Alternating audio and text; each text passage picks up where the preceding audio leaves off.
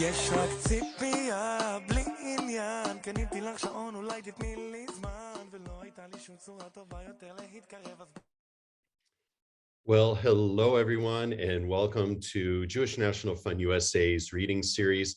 I'm Stephen Shalowitz, your host for the evening. This is a recorded program, and it's an absolute delight and honor to welcome Bernice Lerner, author of All the Horrors of War, to this reading series, a very special one for Yom HaShoah, which begins this evening. Just a couple of points. First and foremost, many of you that have joined the reading series throughout the last, 2 years, I guess it's been. We started this when COVID hit, when lockdown hit, and it kind of took on a life of its own. So many of you know Sarah Cohen, who always starts the reading series. Well, Sarah's not joining us tonight because Sarah is now the very proud mother, as of a couple of weeks ago, of a beautiful, healthy baby boy. So Sarah's on maternity, and we wish her and her husband and the little guy in their family a mazal tov and all very best wishes. And we hope to see Sarah back in October when we do our next reading series event. So we're going to take a little break for a bunch of months, the summer months, and then we'll be back hopefully in October with another book. But once again, I am Stephen Shalowitz. I'm the host of the Israelcast podcast, which is Jewish National Fund USA's podcast. I'm also the host of the One Way Ticket Show podcast, which is celebrating its 10th anniversary this year, which I'm very excited about. I invite you all to follow me on all social media at Stephen Shalowitz, and Preston, who is running this conference behind the scenes. Thanks, Preston. We'll put those links in the chat. So hopefully I'll see you on those platforms. But as for tonight, as I said, it's an absolute honor and pleasure for us to welcome Bernice Lerner to the program. And, just a word or two about Bernice. First of all, I absolutely adore the book, which we're going to get into in a second. She is indeed the author of All the Horrors of War, a Jewish girl, and that Jewish girl, by the way, was her mother and is her mother. So All the Horrors of War, a Jewish girl, a British doctor, and the Liberation of Bergen-Belsen, as well as other works on the Holocaust and on virtual ethics. She's also the former dean of adult learning at Hebrew College and a former lecturer on the Holocaust and director of an ethics center at Boston University. So we really couldn't think of a more appropriate person, and indeed a more appropriate book to feature up in our reading series this evening as we begin to mark Yom HaShoah. Bernice joins us now via Zoom from her home in Cambridge, Massachusetts. Bernice, welcome to the reading series. Good to see you again. Thank you so much, Stephen. Thank you. Well, listen, first of all, congratulations on the book. We spoke yesterday, and one thing that I didn't tell you yesterday in our brief conversation was that I'm actually a very slow reader, but I plowed through the book very, very quickly because every page really captured me. And I'm also going to ask Preston to put a link to how folks can purchase the book if they haven't done so already in the chat of this Zoom call. And as I'm talking about the chat, let me also just say that I will be fielding questions from our participants joining us this evening.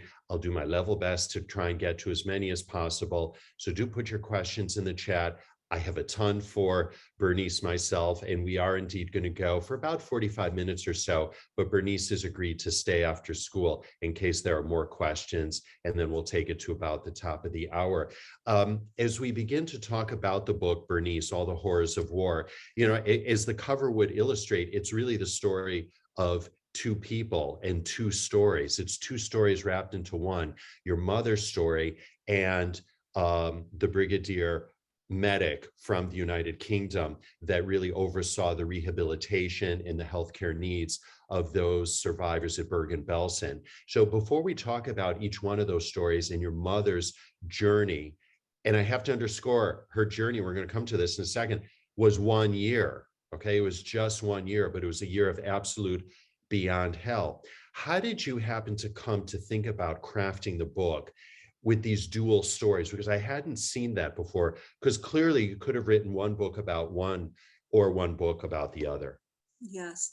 So thank you. So first, I just want to say thank you so much, Stephen. And I'm so honored to be here. And I thank Sarah, and I thank JNF, and I thank everyone who chose to come to this program tonight, because I know with Zoom, you have so many options. And so the process of writing this book and crafting it really took about 15 years. It was and by the way, Stephen, I'm a really slow reader too. So that's part of like my research process was slow. And then, I don't feel so badly then, Bernice, because you're the academic and I'm not. oh, I'm very slow. So I first, it was really inspired by a question, which is, how did my mother survive the Holocaust? Like, why am I here? This existential kind of question, like, how am I here? And we had conversations, we had running conversations for my entire life. And when I was a teenager, when I was a young teenager, the age she was when she was deported to Auschwitz, 14. 14, yeah. I think it was about around that time that she started to tell me what happened during the war. And there was a part at which she fell unconscious, and she didn't really know how she was taken from this dung-infested barracks in Bergen-Belsen to a makeshift hospital. She had fallen unconscious. So there was kind of this hole in her memory. And I just came to the question of, like, how actually did she survive? What were the mechanics of the rescue?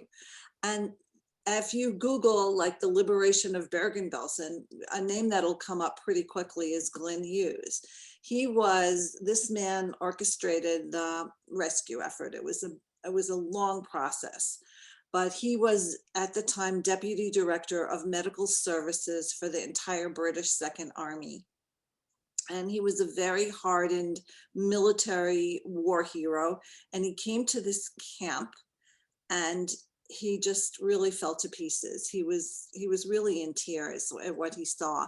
In fact, the title of the book comes from something he said when he testified. He was the first witness at the Belsen trial, which was the first trial after the war to apply international law to war crimes, immediately preceding the Nuremberg trials. Anyway, he said, "I have seen all the horrors of war, but I've seen nothing to touch it." So I became interested in him. Who was this man, and why was he adored by so many survivors? And why did he maintain relationships with survivors, like kind of like an Oskar Schindler in that regard, for the rest of his life? And why did he become like a champion of the state of Israel at a time when it was really against the policy of British officialdom? And who was he, and what was he about? So I started to really go deep into the life of this man. And then people were saying to me, "Why don't your mother's story is so interesting? Like, your mother's story is incredible." So I thought, how do I incorporate my mom's story? How do I tell both? How do I make this a dual biography? And I decided ultimately to tell it as a race against time rescue story. Really, what happened in that last year of the war, as you have Glenn Hughes coming from the west, and my mom, the winds of war are blowing her from the east, from her home in Siget, and they both converge eventually in the spring of 1945 in this hell in Northwest Germany. So, And the book is woven so tightly that it's so seamless when you go from one to the other. And I really appreciated that, because you didn't lose sight of the narrative. While Glenn Hughes was at point X, your mother was at point Y. And then the convergence happened and they both went their separate ways. I think it would be really interesting now and instructive if you shared your mother's story in broad brushstrokes. You mentioned that she was from Siget, which is in Hungary. Can you talk about her life at that point, when everything fell apart, and then where she went to? She ultimately ended up in Bergen-Belsen, and then ultimately Sweden, and then ultimately the United States. But if you can connect the dots for us, And then I want to dive into some of the narrative and some of the stories in what she faced. Okay. So I'll just tell you that even though the book focuses, the meat of the book is 5 seasons, right? The spring of 1944 to the spring of 1945. I do in the prologue talk about how the Holocaust really affected my mom and her family from the very beginning, starting with tragic things happening to her family in Ukraine. So, so when she's 11 years old already, things are changing for her, and a lot of things happen in her immediate family. Whereas Elie Wiesel, in his book Night, he's from the same hometown, from our neighborhood, he said, we saw certain Jews being deported, but life went on as normal. It didn't go on as normal for her and her family. But things really affected her immediate family in the spring of 1945. It was the most rapid fire deportation and killing of human beings in mass history. So I will tell it to you the way my mom told it to me, right? This is when we're like talking in the laundry room, and I'm 14 and she's like, close to in her late 30s, and she's explaining to me, and she would say it to me like this. She would say, if someone were to tell you that in 2 months' time, you would lose everyone close to you, that everything you owned, every friend you have, every family member would be murdered, that you would go to this place, this like alternate universe, this planet called Auschwitz, that you would suffer and endure all these horrible things and witness all these things, you wouldn't believe them. Like your worst nightmare couldn't show you that, and you wouldn't believe them. So that's how that's how quickly and what a shock it was to these very isolated Jews in the provinces of Hungary who were deported in the spring and summer of 1944 to Auschwitz. It was the camp was ready for them. The gas chambers were in good repair, and the ovens, and it was just a shock for them to arrive there. So in broad brushstrokes, that year was a series of hellish episodes. There was the really terrifying experience of being Auschwitz and going through several selections, at one point even being selected for the gas chamber. There was eventually, by a miracle, making it out of there, right? Hitler needed people to work for the labor force for the war effort. So some Hungarian Jews were selected to leave, to be moved to labor camps and closer into Germany. She did have a reprieve while she was in the labor camp. She worked there for like 7 months.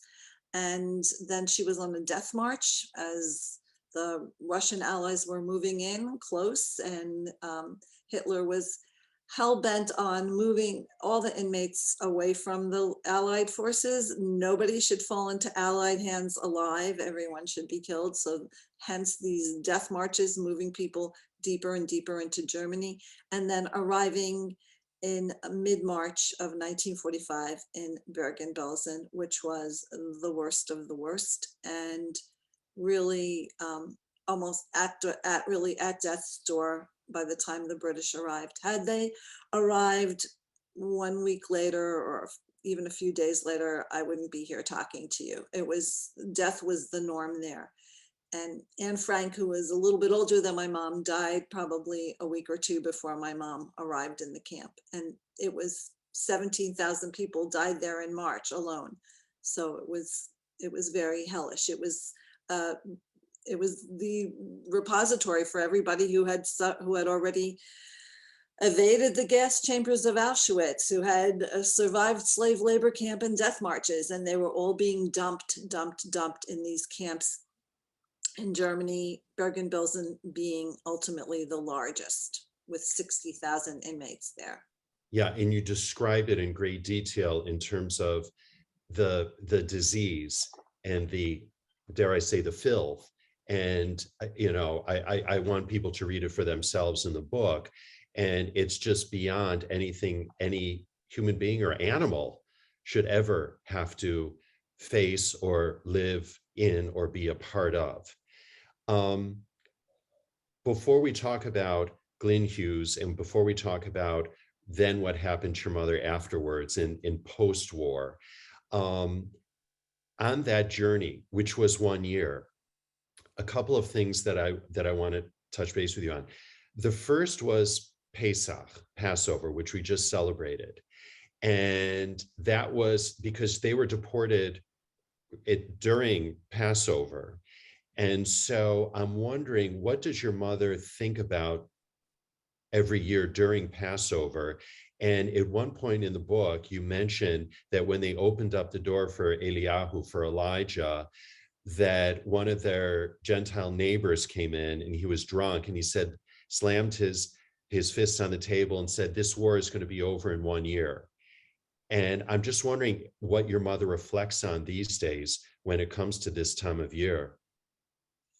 Well, because they were also liberated.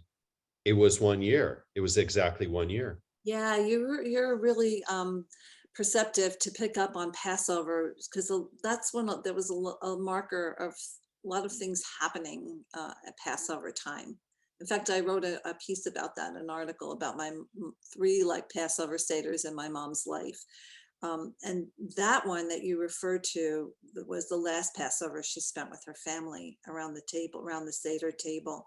And they were poor and they were, she had a very hard scrabble childhood, but for Passover, her parents tried everything to make it a nice holiday. It was a miracle that her father was with them because he had already escaped a disaster in Hungarian forced labor that few men survived.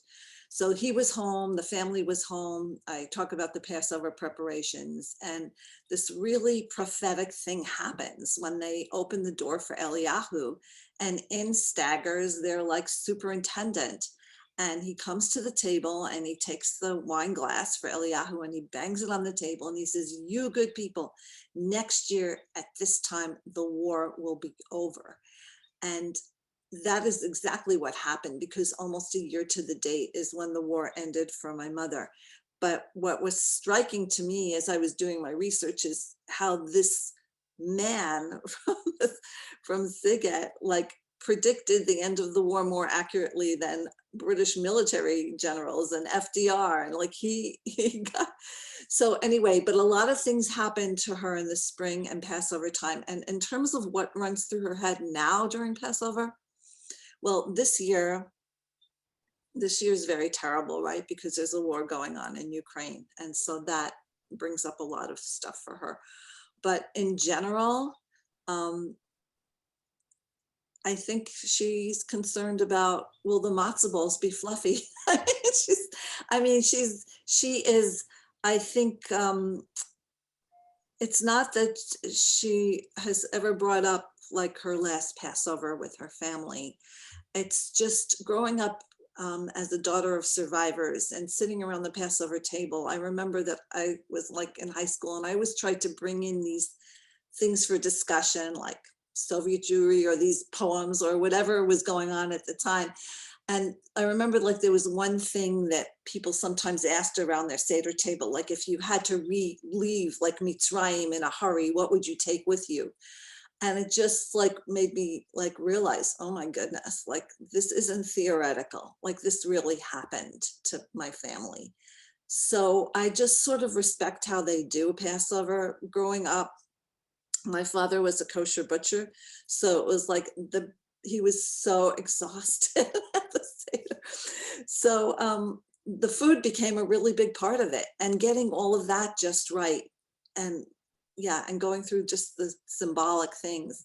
So I don't know how this Passover, I was so happy that my son and his family and her other grandson and his wife were with her, and my sister. I don't like for her to be alone on the holiday, and I couldn't be there. So I just think that it's about family, it's about the food, and it's really about also thinking about what's going on in the world. And she's terribly worried now, terribly worried. And we should say she's still lecturing and she's still talking about the Shoah, and she's going strong. And I certainly can't wait to meet her, as I told you yesterday, Bernice. There were several things that surprised me in the book, a lot of things actually. One of which was she was able to stay with her sister Elizabeth throughout the whole ordeal. And that to me was really quite surprising. And I'm just wondering if you have any real brief thoughts about that. Well, in general, in terms of women going through this experience, I mean, people tried very hard to have somebody to ally with, to partner with. It was very hard to survive alone. If people didn't have a sibling or an aunt or a cousin with them, they tried to form a friendship. And she and her sister, who squabbled at home, they're very different personalities. During the war, they really survived for and with each other. And there was one point in the book where my mother, it was very hair-raising at Auschwitz, the selections. At one point, my mother was picked for the gas chamber and my aunt was picked to live. And it was just they were kids. I mean, they were young. My mother was 14, my aunt was 16. And they arranged a switch where two other sisters would be reunited and they would be in relative safely for the moment. And my aunt sacrificed her life. She was going to go to her death with my mother. And that was the biggest sort of test of love and sibling love. And after that, I think my mother sacrificed a lot for my aunt, and they struggled a lot to help each other, to be together. But they did manage to stay together for the entire war, except when it really mattered. I think when it really mattered, they managed to stick to, to engineer things so they could be together. And then it kind of like relaxed after the war. I mean, even at Bergen-Belsen, at the Liberation, they were separated from each other. They kind of knew that each other was alive, but they couldn't find each other for several weeks. And then when they were taken to Sweden, they were taken over on different boats. Like they couldn't even advocate to be together. And destiny was just really never to be together ultimately, because my mom wound up making her life in New York and my aunt in California. But they were of course very much in touch and close. And my mother was there for my aunt when my aunt was suffering with cancer and she died. And they were the only two from this very large family. And so they really did try to make an effort where they could, always in touch. Right.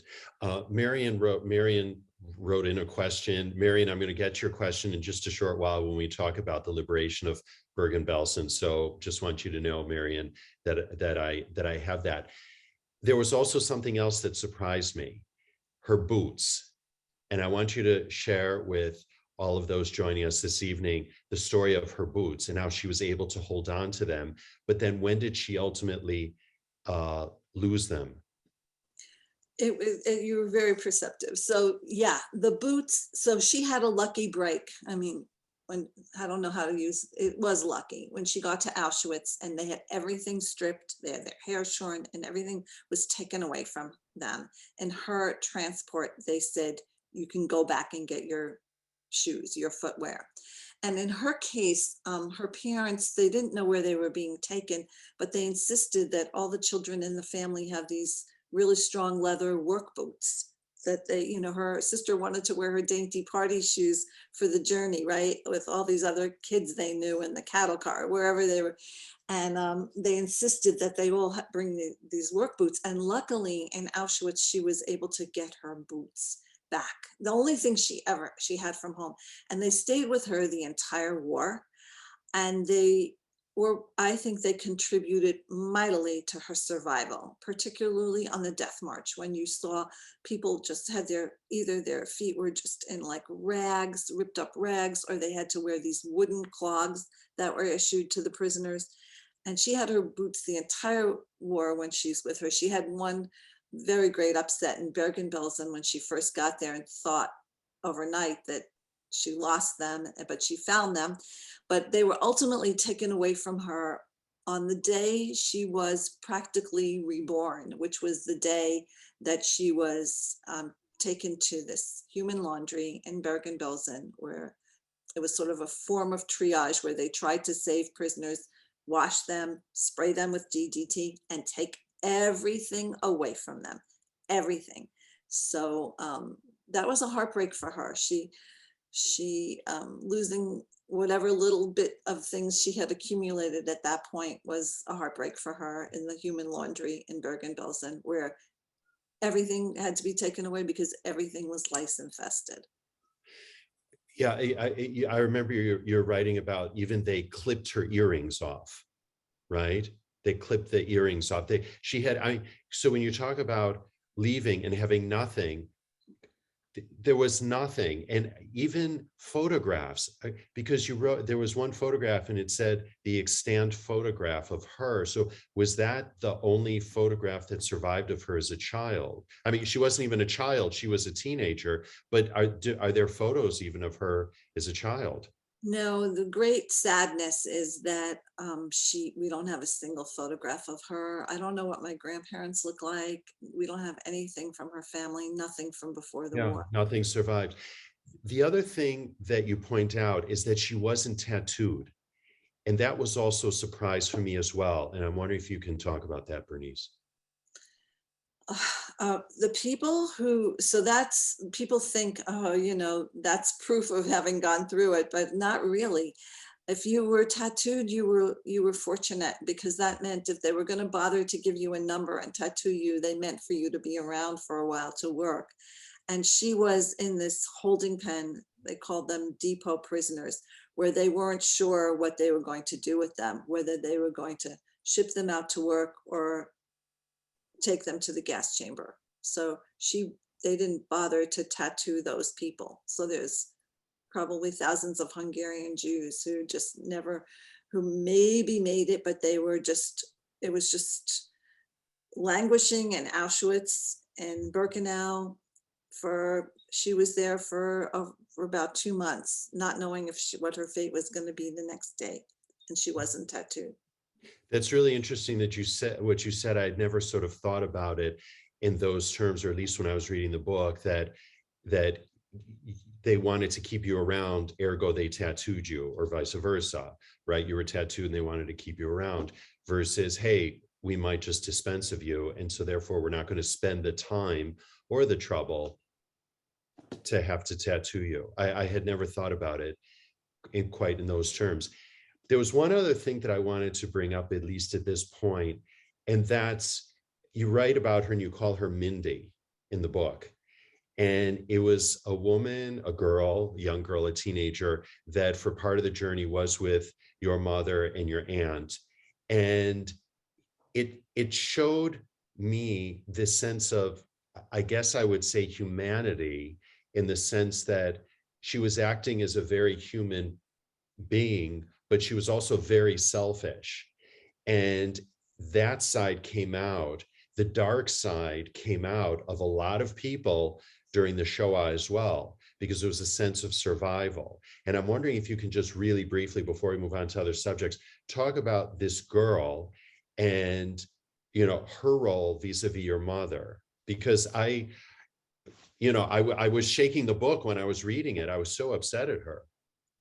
Yeah, so, you know, when you can't really generalize when it comes to survivor. I mean, every kind of human being, every kind of character went through this experience, and the way their moral core was the same as before, during, and after. They are who they are. There's something inside them. Yes, in some regards, they were changed in certain ways, having endured the extreme, but you can't really lump them all in one category. You have all kinds of characters. So this girl, Mindy, she was 19 years old. She was very pretty, and she had her 2 younger sisters with her. And my mom was with her sister, and they were in the same barracks in the labor camp. And then when they were on the death march, they all had to be in a row of 5. So it was Mindy, her sisters, my mom, and her sister. They were the row of 5. So Mindy, because she was very pretty, she attracted the attention of this Wehrmacht officer, and she was having relations with him, and that gave her certain privileges. So I mean, my mom, when Mindy was allowed to go to a farmhouse to beg for a piece of bread, my mom tagged along and pretended she was one of the sisters. So Mindy told her, don't come with us, because then there's less food for us. So these are all survival, all because of scarcity and trying to survive. And there was also the story where Mindy didn't let her go back in the tent. There was that tent story, and then your mother got beaten up by these other women, these other girls. Can you share that one? Yeah, so That was after in Bergen-Belsen, right? yeah, this was after the liberation. So I think what my book does is really highlight how complicated it was and how many things were happening on the ground that were very human, that you don't think about in this hellish situation. So after the liberation, the British Lightfield 11th Lightfield ambulance came in on day 3, so on April 18th, and they pitched a dump of tentage.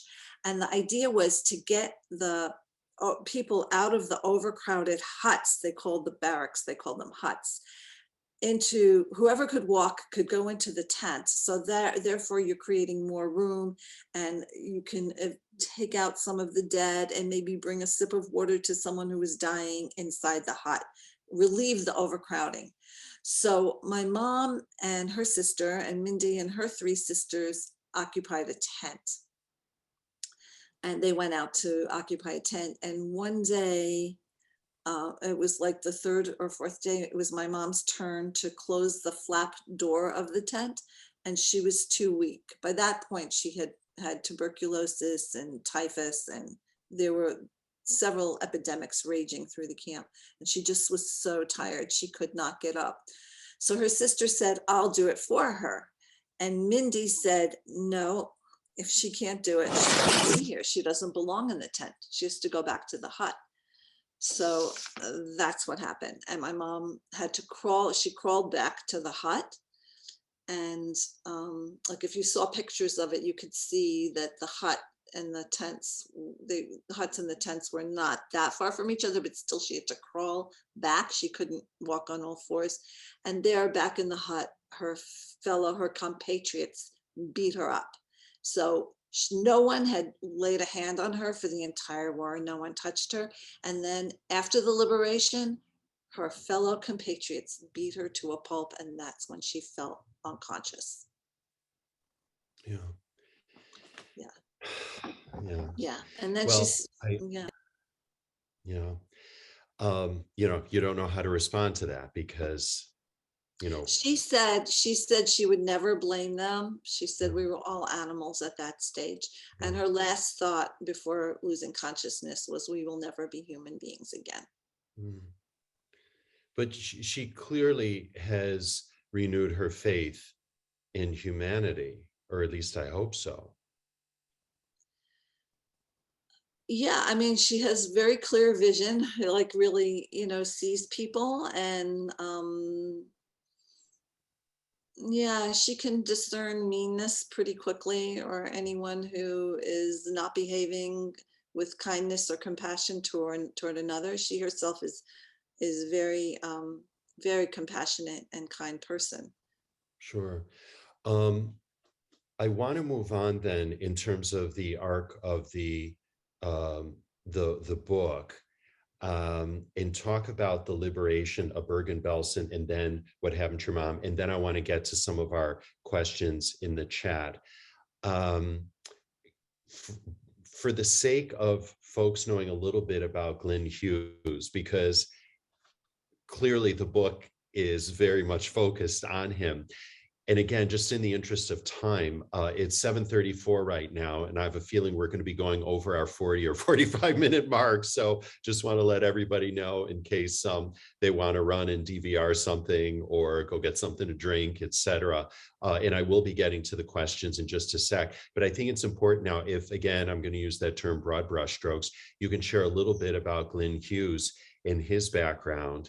And, it was so beautiful reading about him, because I kind of felt that his life journey really, as much as any life journey can ever prepare you for the hell that he saw at Bergen-Belsen.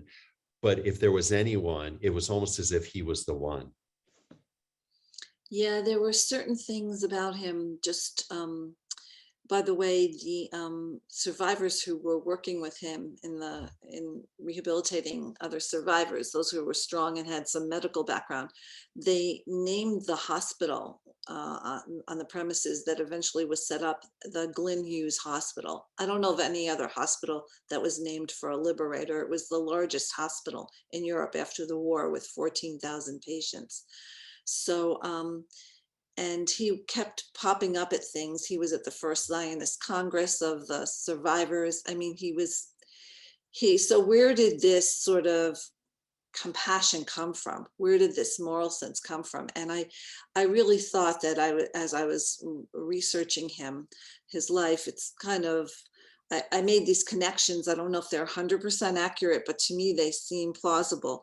He himself, as a child, had this experience of liberation. He had lost his father when he was really little, age 2. And then he was a very sickly boy whose doctors said he would be puny for the rest of his life. He had to be wheeled around in a spinal carriage at an age when kids are very active, 6, 7, 8 years old. And then he had this like meteoric rise when he was in this private school. They called it a college, but it was like a high school in the United States. And he became like a major athlete. Like he is like one of the founding fathers of rugby football in England. So he knew what potential lies within people. And even when we called in a psychiatrist to come to Bergen-Belsen to evaluate the displaced persons, and the prognosis didn't look very good in terms of these people joining normal society again, Glenn Hughes saw it differently. And he was very moved when he saw people gradually coming back to life and how the survivors organized themselves into a vibrant community. So he had like a watershed experience the summer after the liberation. And even after his tour of duty ended and he had a different position, he kept going back to the DP camp. And so he's a very compelling character. And I thought I could contribute to the literature by lifting him into bold relief. Yeah, because just the whole notion of the rehabilitation of survivors is something that we don't necessarily think about. We had David Nassau here on the reading series. I also had him as a guest on the One Way Ticket Show podcast.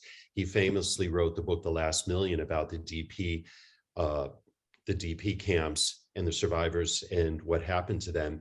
And one of the things that he brought up, which I thought was so interesting, is when we look at VE Day and we look at the celebrations around the world, well, the people that were in Bergen-Belsen and people that were in the death camps and the concentration camps that were being liberated, I mean, they weren't popping champagne corks and dancing because they were dying of typhus and every other, and tuberculosis, and they could barely even survive. And then once they even got food, many, as you pointed out in the book, and David did as well, many died just from eating.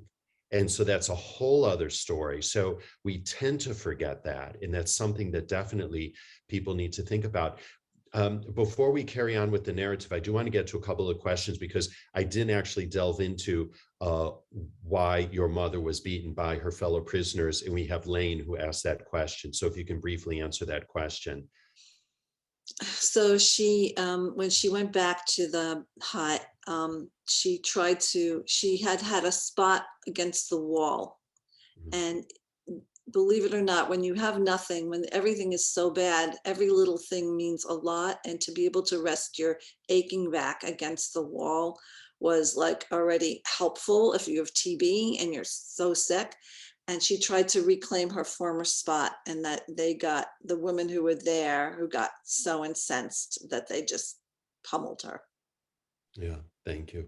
And Esther and Gary wrote in, I think we who never went through this unthinkable yet real horror cannot begin to judge the behavior of those who went through it, especially when they were responsible for other family members and they're surviving till the end of the war. And I agree. And I don't think neither you nor I are judging these women for beating up your mother or Mindy for doing what she was doing. That's why I said at the very beginning of my comments, at least about Mindy, it was a very human thing, and we absolutely can't judge. So thank you, Esther and Gary Jerry for raising that point again. Indeed, thank God none of us are having to face that. So yeah, and I'm sure you wouldn't disagree.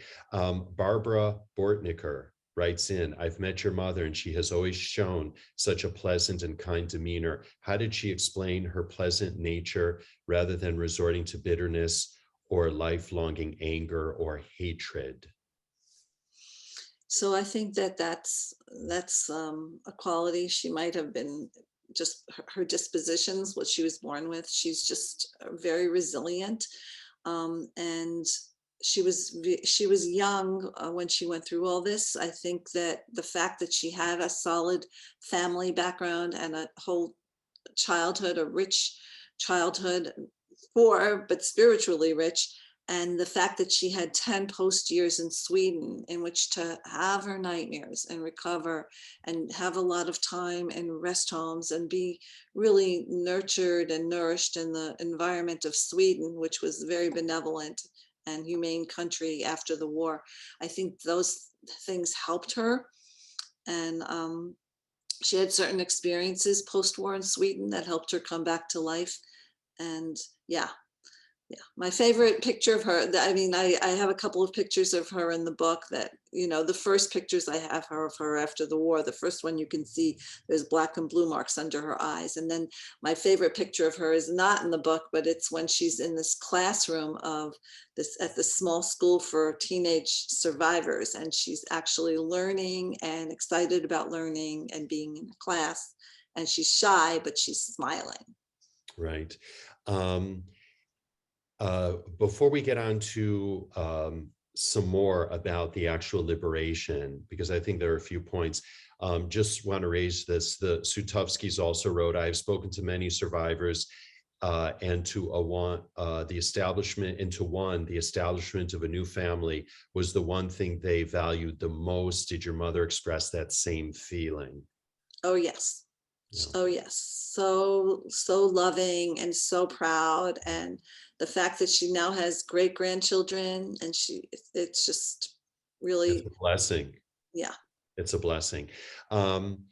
Marion, I'm going to get to your question in a second, but I want to talk about the actual liberation and some of the aftermath in terms of the healing. And I want you to share with everyone, because I did not know this before, and it was so touching, the red cross on the forehead. And you know where I'm going with that in the story of the two sisters.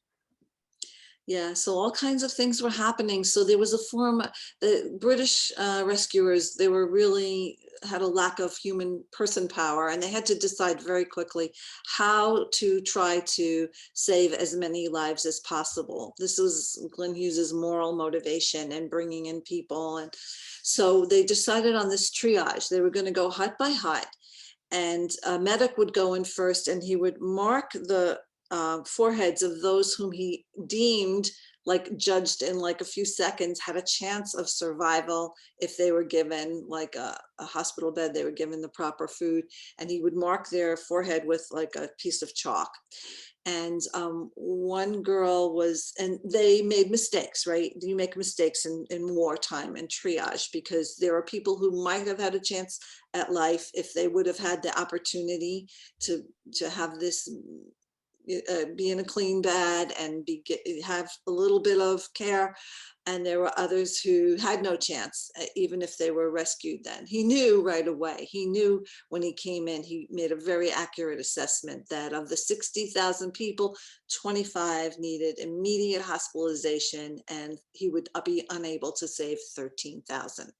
So what happened in this one case, and there were lots of stories like this because they're humans and these survivors are navigating whatever situations they're in. So one girl was marked with X with the chalk, and the other one wasn't. It was passed by, and they're barely conscious. So what she does is she rubs her forehead against the other girl so that they'll take her as well. She would also have the mark on her forehead.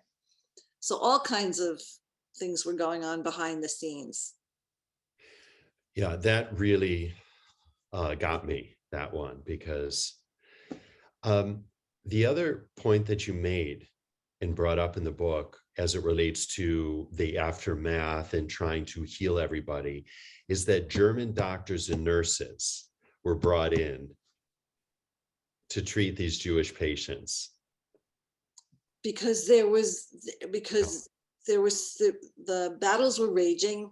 His regimental aid posts were all taken up, casualty clearing. Everyone was, in battle. Everyone was helping wounded soldiers. So they had to press into service whomever they could find. And the easiest, most immediate thing was get Germans from the neighborhood, German nurses. So it did freak out some of the inmates when they were handled by the German nurses in the human laundry when they were being washed. They were supervised by the British soldiers, but it was upsetting to some of them. And the German nurses themselves went through a whole kind of earth-shattering experience doing this work. Right. Now, finally, I want to go to the question that I've held here from Marion. Thank you for being so patient, Marion. Hope you're still with us. Send me a message to say that you are indeed Marion. She wants to know, did your mother talk about Reverend Leslie Hartman, a chaplain in the British Army which liberated Bergen-Belsen? He was my rabbi when I was young. Oh, so I would love to hear from you, Marion. Is it Marion? Marilyn? Yes, Marion. Marion.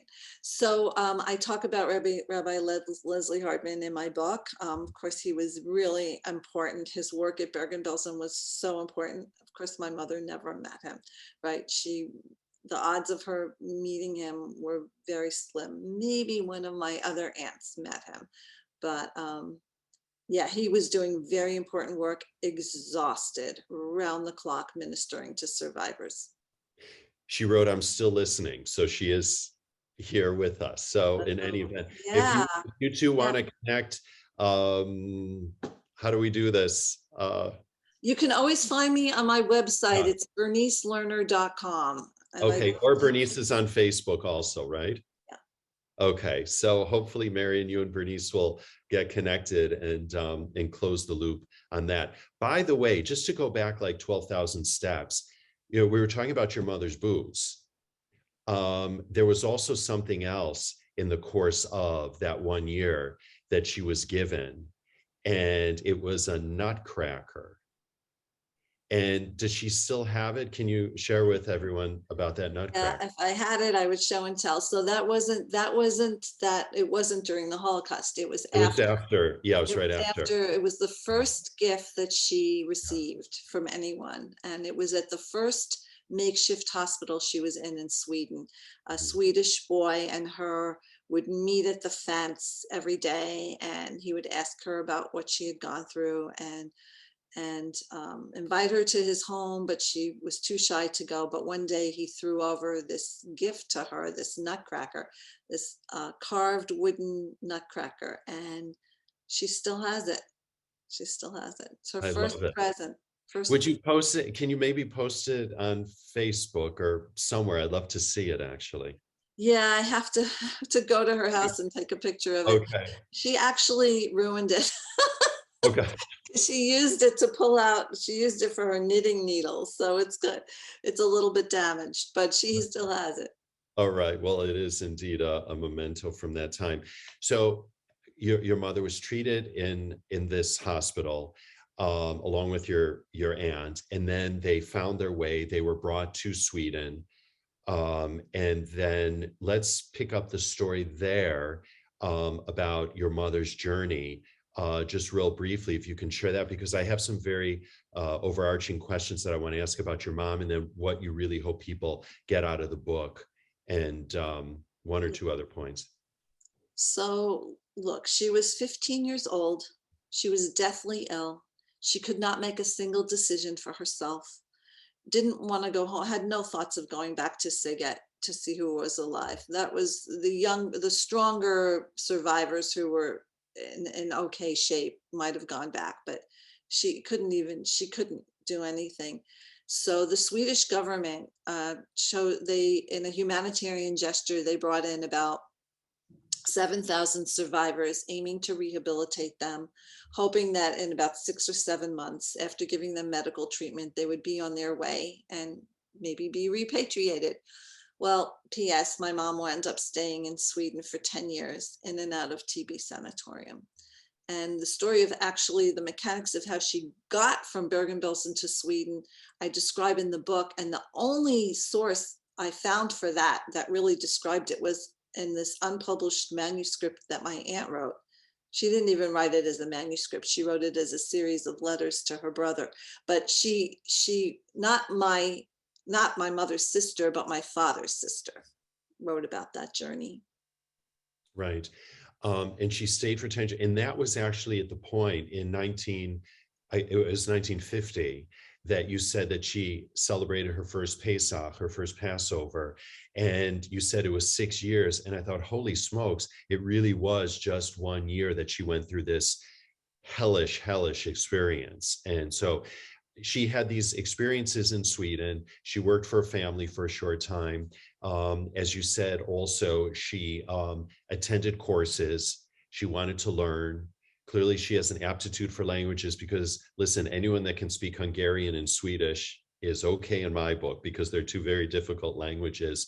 And then she ultimately met your father through your father's sisters, who she got to know.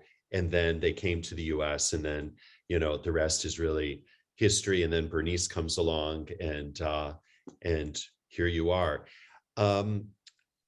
I wanted to ask you what you really hope, Bernice, not only people get out of the book, but as we mark Yom HaShoah, what's your message for people?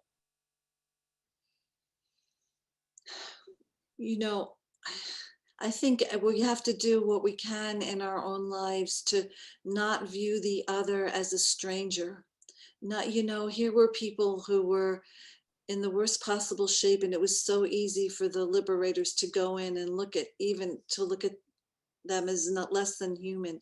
But we always have to regard each human as a sacred human person, and to treat people with kindness and respect, and to do what we can in this world. And if we're not leaders making these big decisions, whatever we can to influence people in the right direction, and try to act morally in our own lives, and act with kindness toward others, really.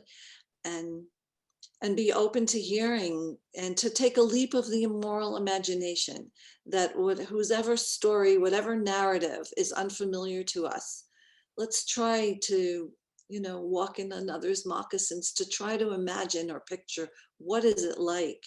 I mean, now what's going on now, I wake up every day and I think about, what, I'm in my own bed, what if I was in the Ukraine? Our world is not healed, and never again has been proven wrong over and over.